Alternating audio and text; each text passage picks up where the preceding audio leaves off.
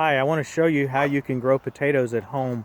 It's very inexpensive and you can get some really good results with a minimal amount of work. So here I am in my garden, which we started just a few weeks ago for the season. I've got a couple of rows of onions, and then I've got a row of potatoes, which, let's see if I can do this holding the camera. This row right here is a row of potatoes. Doesn't look like much, but you can see it's not very deep. But let me show you what you start with. You take a potato like you can get from the grocery store. Here's one that's actually not from the store, but from my crop from last year. You see the little bitty green dots on it, the little green spots? Those green spots will eventually turn into these. And these little sprouts on here, you don't want to eat them. The potato is still edible when they get them. You just got to break them off and not eat that part. But to grow potatoes, you like to have potatoes that have either these big ones or these little tiny green spots like you can see here. To get those, you basically leave your potatoes sitting out in the sunshine, like in a window in your house to get some sunshine, and potatoes will start getting these little sprouts, especially as they get older. So here's what you have to do for planting them. You have to break up the soil. So you want the soil to be broken up. You can take a shovel and do that to your soil. Chop it up. You want to do it down to a depth of about 8 to 10 inches. And if you've got a lot of space, you can do like I did and do an entire row of them. You plant the potatoes 12 inches apart. Once you've got the soil broken up, then you're going to take a hoe like this with the point on it, and I just put that in the ground after I've loosened up the soil, and I drag me a little trench, and I just drag that trench all the way down as long as the row needs to be. And then every 12 inches I take one of these potatoes and simply put it in the ground like this, cover it up with just a little bit of soil, maybe 1 to 2 inches, and then water it in so that the soil makes good contact with the potato. When the temperature gets into the 50s and above, the potato will start to grow from that sprout. And two things happen from the sprout.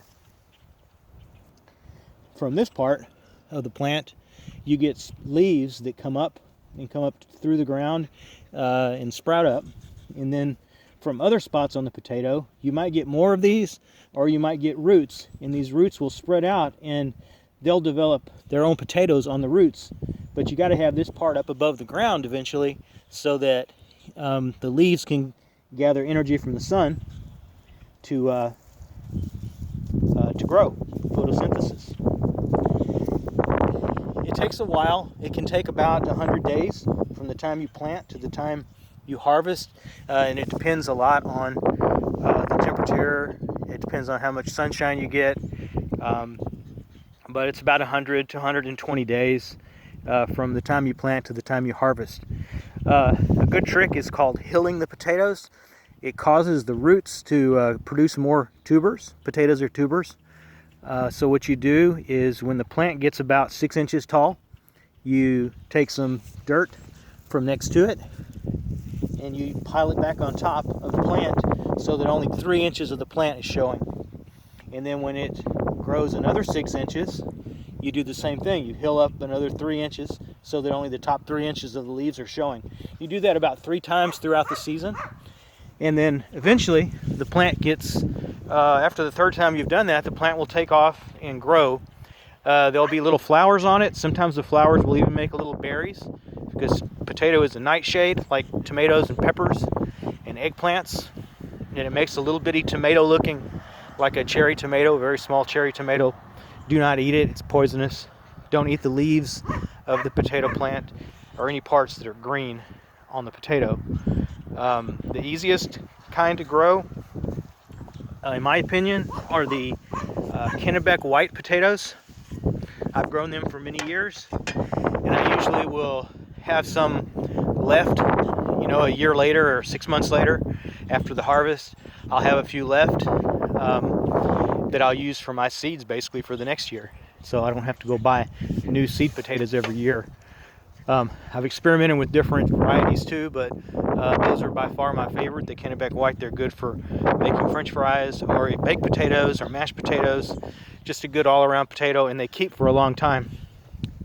Let's see. One more thing to consider on your potatoes is fertilizer. I like to use a triple 13 fertilizer. It's got a good balance of nitrogen and the other compounds that you need. But there have been years where I didn't use any fertilizer like that at all. I would just use manure, which you can buy, composted manure, you know, at Lowe's or Home Depot or places like that. And that works well too. It's a little more expensive, but if you're going to go organic, go with something like that. It's also fun. What else can I say? Oh, when is it time to harvest the potatoes? Okay, as soon as the flowers appear, that means you've got little potatoes starting to form, and some of these will be as small as the tip of your pinky finger. So in the beginning stages, when the flowering first starts, that's when you know you're getting some potatoes growing down below. Don't be alarmed if it doesn't flower, but most of the time it will flower, but it depends on the temperature as to how much it flowers. You may not even notice the flowers, but when the potatoes are fully grown, you'll know that either by digging it up and looking at them, or more efficiently is to watch the plants. And when the leaves die back and the plant starts to wither, that means that the plant has finished producing the potatoes. You're not gonna get any more growth out of the tubers. You have two options at that point. One is to go and just let the plants go until the plants die back all the way and the leaves start to dry up. There's no harm in leaving the potatoes in the ground for an extra month or 2 months. It gives them time to cure and get a little harder, although they're not growing anymore.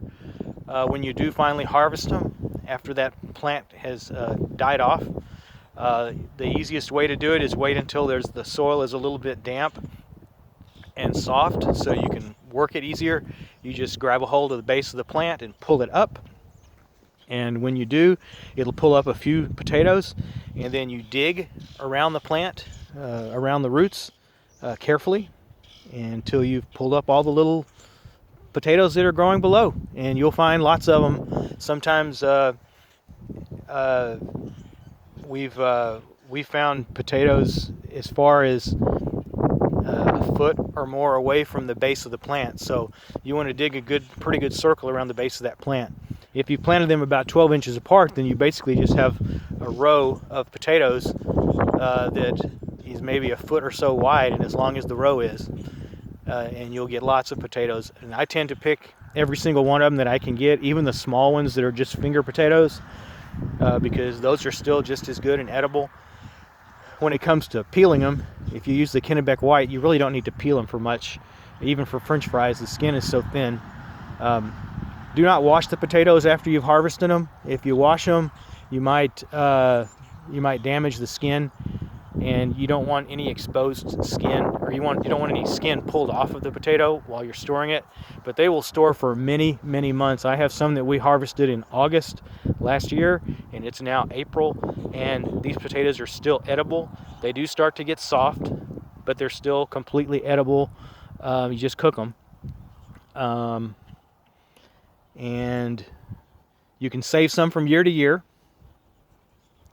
You don't have to spend a lot of time pulling weeds, because once they grow enough that they've made a bushy plant, that bush will shade out most weeds, and you don't have to worry about weeds.